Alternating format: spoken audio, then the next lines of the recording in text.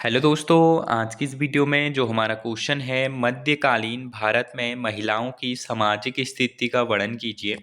तो आंसर में लिखेंगे, मध्यकालीन भारत में महिलाओं की सामाजिक स्थिति को समझने के लिए हमें विभिन्न धार्मिक, सामाजिक, आर्थिक और सांस्कृतिक पहलुओं का अध्ययन करना पड़ता है। यह काल मोटे तौर पर दो प्रमुख अवधियों में विभाजित है: सल्तनत काल और मुगल काल। इस समय में महिलाओं की स्थिति सामाजिक वर्ग, धर्म और क्षेत्र के अनुसार भिन्न थी। तो पहला हेडिंग हो जाएगा पारिवारिक और सामाजिक जीवन में महिलाओं की स्थिति हेडिंग। इसमें लिखेंगे, समाज पितृसत्तात्मक था जिसमें पुरुषों को प्रमुख स्थान प्राप्त था। महिलाओं का मुख्य कार्य गृहस्थ जीवन, संतान पालन और पति की सेवा माना जाता था। स्त्रियों की स्वतंत्रता सीमित थी और उन्हें शिक्षा, राजनीति या आर्थिक गतिविधियों में भागीदारी का अवसर बहुत कम मिलता था। फिर लिखेंगे, हिंदू समाज में महिलाओं की स्थिति हेडिंग। बाल विवाह, सती प्रथा और विधवाओं की दयनीय दशा उस काल की प्रमुख समस्याएं थी। स्त्रियां आमतौर पर शिक्षा से वंचित थी। कुछ उच्च कुल की स्त्रियां जैसे मीराबाई और राजवंशी रानियां धार्मिक या सांस्कृतिक रूप से सक्रिय थी। दहेज प्रथा और नारी के पुनर्विवाह पर प्रतिबंध जैसी प्रथाएं प्रचलित थी। फिर लिखेंगे हेडिंग, मुस्लिम समाज में महिलाओं की स्थिति। मुस्लिम महिलाओं को धार्मिक रूप से कुछ अधिकार प्राप्त थे, जैसे मेहर, तलाक और संपत्ति में हिस्सा, पर व्यवहार में वे सीमित थे।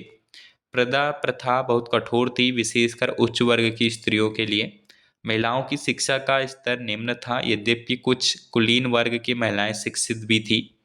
फिर लिखेंगे, शाही और कुलीन वर्ग की महिलाएं। इस वर्ग की कुछ महिलाएं प्रभावशाली थी, जैसे हेडिंग डालेंगे रजिया सुल्तान, भारत की पहली मुस्लिम महिला शासक। फिर नूरजहां, जहांगीर की पत्नी, जिन्होंने मुगल दरबार में प्रभावशाली भूमिका निभाई। ये महिलाएं राजनीति, शिल्प और कला के क्षेत्र में सक्रिय थी। फिर लिखेंगे हेडिंग, धार्मिक और सांस्कृतिक क्षेत्र में महिलाओं की भूमिका। इसमें लिखेंगे, भक्ति आंदोलन ने महिलाओं को एक नई आवाज़ दी। मीराबाई, लल्लेश्वरी, अकक अकक महादेवी जैसी संतों ने भक्ति के माध्यम से सामाजिक बंधनों का विरोध किया। सूफी आंदोलन में भी महिलाओं के लिए आध्यात्मिक स्थान था, परंतु सीमित रूप में।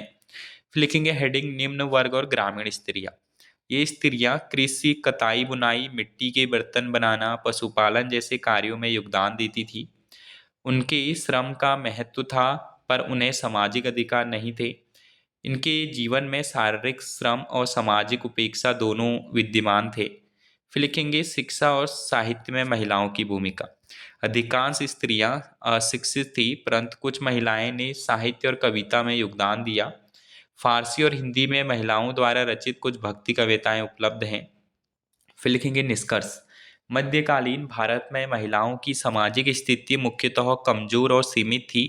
यद्यपि कुछ स्त्रियां राजनीति, साहित्य और धर्म के क्षेत्र में सक्रिय रही, परंतु बहुसंख्यक महिलाएं सामाजिक कुरीतियों, शिक्षा की कमी और पितृसत्ता के अधीन रही। फिर भी भक्ति और सूफी आंदोलनों ने महिलाओं के लिए सामाजिक और धार्मिक क्षेत्र में नई संभावनाओं के द्वार खोले।